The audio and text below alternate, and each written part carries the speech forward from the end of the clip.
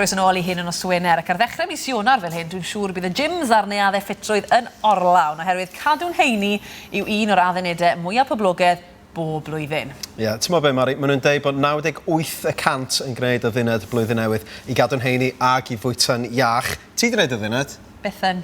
Na fi chwaith. Felly mae rhaid bod fi a ti yn un o'r 200 sy'n just heb bodro. Dwi'n gweld y pwynt yn bersonol, ond dwi'n eitha siŵr mi fydd Yvonne wedi, achos mae hi yn y gym yn barod, ond y cwestiwn mawr ydy, ti'n gwisgo dy lycra, Yvonne?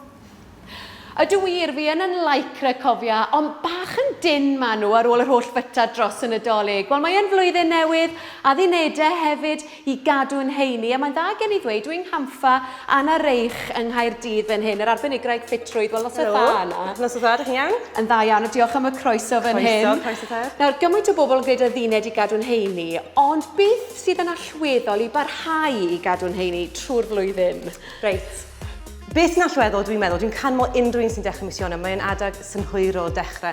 Ond beth sy'n allweddol ydy bod yn realistig ac I beidio bod yn rhy llym mis Ionawr. Felly, swn i'n dewis cwpl o bethau newid mis Ionawr, allan o dy list hir o bethau I newid, a wedyn chydig bach mwy mis Chwefror, chydig bach mwy mis Mawrth, a just cymryd y amser, basically, a bod yn realistig. Ond dim mis Rhagfyr bach drian ar ben I hun oedd yn gyfrifol ynglyn â rwy'n rhoi pwysau ymlaen ac yn bod yn anffit. Felly dim mis Ionawr ar ben I hun all fod yn gyfrifol ynglyn â traws newid person.